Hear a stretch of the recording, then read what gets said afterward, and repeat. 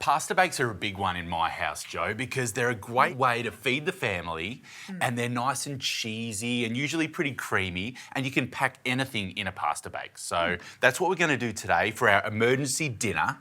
Every good dish starts with onion and garlic, so if you could just dice up the onion and chop up the garlic, that would be fantastic. Sure. Now, I'm going to get the pasta in, so we're using a fusilloni shape today. Did you like that pronunciation? Very good. But what's the difference between fusilli and fusilloni? I think this is just a bigger pasta than fusilli. Okay. So the thing I love about this is all of those crevices and shapes, that's going to hold our sauce, and really get attached to that great pasta. So, and this is great pasta. Well, I'm loving this pasta. Slow dried. I mean, you can just tell by the colour of it. It's great quality pasta and I absolutely love it. I use it all the time. So nice big pot of salted boiling water, and we're going to put the whole packet into the water, and then we're going to give that a stir, and that's only going to take 6-8 minutes until that's nice and al dente. Because we're doing a pasta bake, you can almost afford to undercook the pasta a little bit because it will keep cooking in the oven.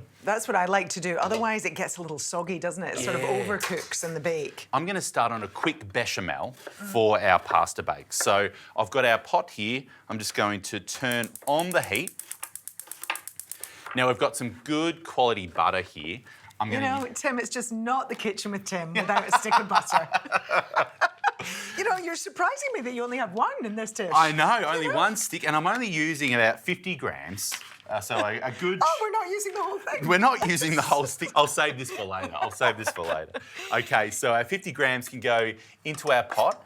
I just want to melt that down. A lot of people get scared to make their own bechamel at home. They think it's too hard, I'm going to burn it, or it's going to be lumpy. But it is really, really easy. Once you make your own bechamel, I once bought a jar bechamel, and really? I was in a pinch as a uni student, and I will never ever do that again. It is I did not horrible. know that you could even buy a jar of You shouldn't be bechamel. able to. You shouldn't be able to. All right, Joe, our butter has melted lovely. That's starting to foam, which is where we want to get that. Now I want to get some flour, just plain flour, and a couple of heaped tablespoons right into the butter. So what is your trick, Tim, to good bechamel? Well, I think at this stage, you want to cook the flour out. I think a lot of people don't do this step, and they would start adding the milk or the cream straight away. And that's how you get that really raw flavour of the flour in your bechamel, which isn't very pleasant. So you want to take this time to cook the flour out for a minute or two. That's all it takes. And while we're doing that, I'm going to put a glug of olive oil into our other frying pan here and get our onion and garlic frying. It's going to start smelling amazing. Thank you so much. How many dishes start with onion and garlic? Most. Almost every cuisine. All the good ones. Yeah. Now that onion and garlic, we really just want to cook that for a few minutes, just until it softens a little bit. And I'll keep moving our flour and butter mix, or a roux. That's starting to look really good. Now I've got 3 cups of milk here. Now I just want to start adding it a little bit at a time, Joe, and just stirring between each addition. That's how you help to get a nice, smooth bechamel with no lumps. And you're just using a regular full cream milk? Milk? Yeah. And with lots of recipes, like if I've got time on a Sunday, I'm going to infuse my milk with bay leaves and thyme and garlic. But this is an emergency dinner. The kids are screaming in the corner. We need to get this on the table in a hurry. All right, Joe, I'm going to keep adding our milk a little bit at a time until we get a nice, beautiful, smooth bechamel.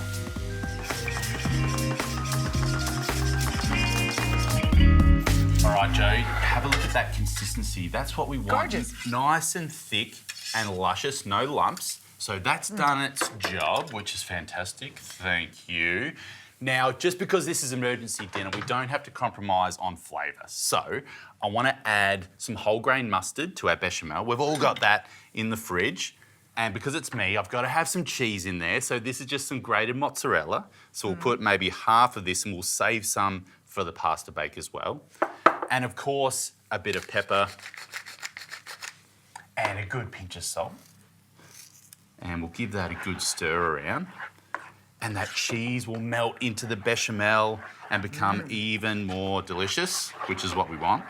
All right, that's looking nice. Smells good. It does. Then we've got that onion and garlic that we've just sautéed for a few minutes.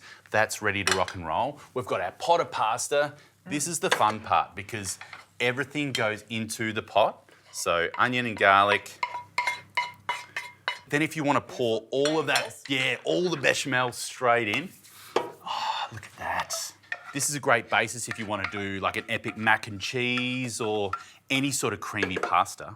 Then we've got some regular tin corn. We've all got it in the pantry, sitting at the back there. I love tin corn. So do I. Or frozen would work equally well, yeah? Definitely. Yeah, I often have frozen for whatever reason. Yeah.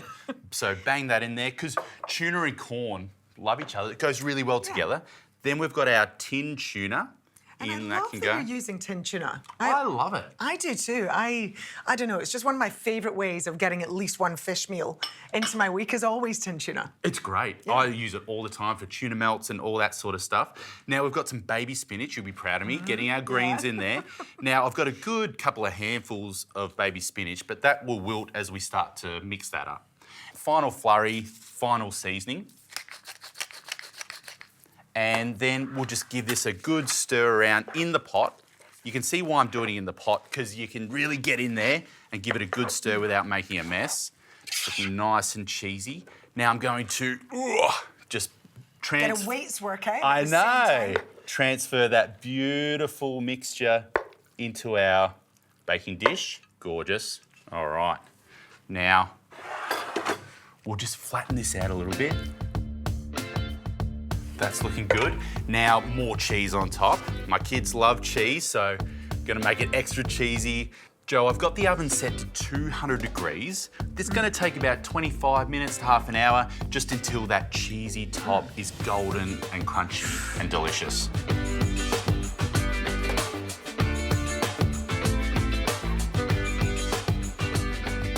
Tim, pass me Joe. the fork. This is so good. It's simple, but it's damn delicious. I mean, look at that. You put that on the table, and I think the family would be pretty impressed. But so easy, using that tin corn, the tin tuna. Let's talk. Let's get a good scoop.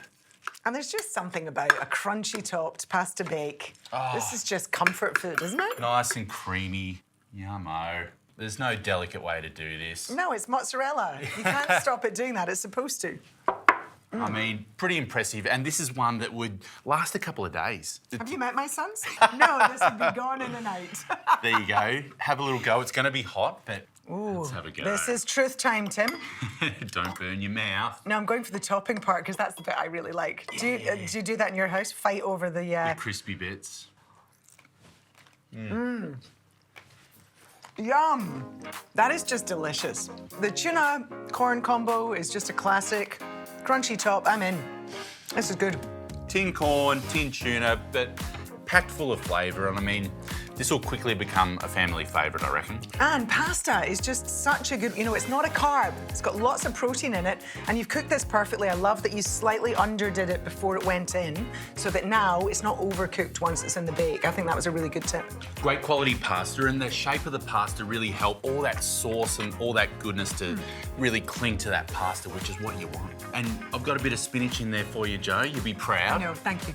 Got my cream. Yeah, that's great. I think your family's going to love it.